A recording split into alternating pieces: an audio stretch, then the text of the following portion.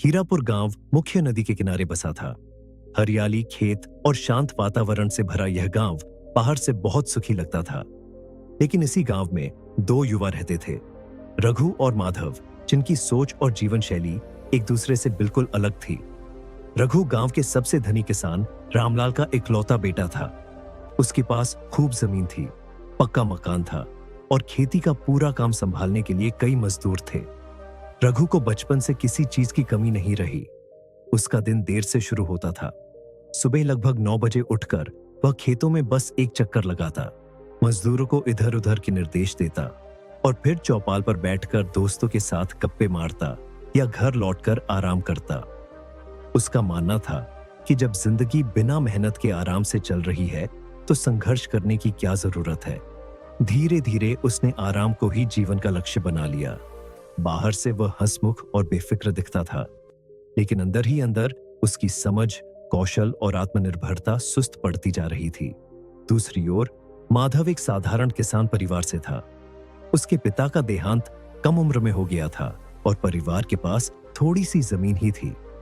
माधव जानता था कि अगर उसे अपनी मां और खुद का जीवन संभालना है तो मेहनत के अलावा कोई रास्ता नहीं है। उसका दिन सूरज निकलने से पहले शुरू होता था। वह अपने छोटे से खेत में पूरी लगन से काम करता। दिन में मजदूरी करता, शाम को गांव के बच्चों को पढ़ाता और रात को नदी से मछली पकड़कर कुछ अतिरिक्त कमाई करता। संघर्ष उसके लिए मजबूरी नहीं बल्कि सीखने का जरिया बन गया था। वह समझ गया था कि केवल शारीरिक मेहनत काफी नहीं है, इसलिए खाली समय में पुरानी किताबें पढ़कर ज्ञान बढ़ाता रहता था। उसका सपना था कि किसी दिन गांव के लिए एक नहर बनवाएगा ताकि हर किसान को पानी मिल सके। कुछ सालों तक दोनों की जिंदगी अपने अपने रास्ते पर चलती रही। रघु अपने आराम में डूबा रहा और माधव अपने संघर्ष में आगे बढ़ता रहा। तभी अचानक गांव में भीषण सूखा पड़ गया। नदी का जल स्तर इतना नीचे चला गया कि खेतों की लगभग बंद हो गई। सबसे पहले संकट रघु के खेतों पर आया। उसने कभी खेती की बारीकियों को खुद नहीं समझा था और पूरी तरह मजदूरों पर निर्भर रहा था। पानी की कमी होते ही मजदूर गांव छोड़कर चले गए। रघु के पास ना कोई अनुभव था, ना कोई योजना। उसने आराम के दिनों में कभी भविष्य की चिंता नहीं की थी, ना ही बचत की थी। अब उसका पक्का मकान और जमीनें उसे पानी नहीं दे पा रही थी।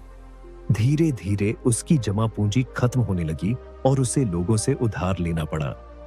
जिस आराम को वह जीवन समझता था, वही उसे अंदर से खोखला कर चुका था। माधव के खेत भी सूखे, लेकिन उसका संघर्ष अब काम आने लगा। उसने किताबों और अनुभव से सीखा था कि सूखे में कौन सी फसलें कम पानी में उगाई जा सकती हैं। उसने समय रहते अपनी फसलें बदल दी। वर्षों की मेहनत और ईमानदारी के कारण गांव वाले उस पर भरोसा करते थे। माधव ने कुछ मेहनती युवाओं को साथ लिया और अपने ज्ञान का उपयोग करके एक छोटी जल संचयन व्यवस्था तैयार की। इससे पीने के लिए और सीमित सिंचाई के लिए थोड़ा बहुत पानी मिलने लगा। माधव ने न केवल अपने खेत बचाए बल्कि पूरे गांव को एक रास्ता दिखाया। सूखा समाप्त होने के बाद हीरापुर की तस्वीर बदल चुकी थी। रघु को अपनी गलती का एहसास हुआ। वह माधव के पास आया और बोला कि उसके पास सब कुछ था, लेकिन आराम ने उसे निष्क्रिय बना दिया। उसने कभी मेहनत करना और समस्याओं का सामना करना नहीं सीखा। आज उसके पास जमीन तो है, लेकिन उसे उपजाऊ बनाने की ताकत नहीं बची। माधव ने शांत स्वर में उत्तर दिया कि संघर्ष ही जीवन का असली गुरु होता है। आराम से चीजें मिल सकती हैं, लेकिन उन्हें संभालने की क्षमता केवल संघर्ष से आती है।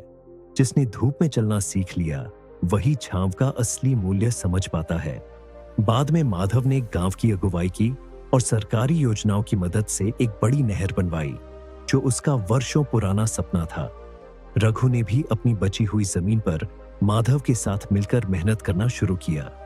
अब उसने समझ लिया था कि सच्चा सुकून बिना मेहनत के नहीं बल्कि संघर्ष के बाद ही मिलता है। यह कहानी हमें सिखाती है कि आराम एक मीठा जहर है जो क्षमताओं को धीरे धीरे खत्म कर देता है, जबकि संघर्ष एक तपस्या है जो इंसान को मजबूत, समझदार और सफल बनाती है। जीवन का असली सुख उसी आराम में है जो संघर्ष के बाद मिलता है, न कि उस आराम में जो बिना प्रयास के मिल जाए।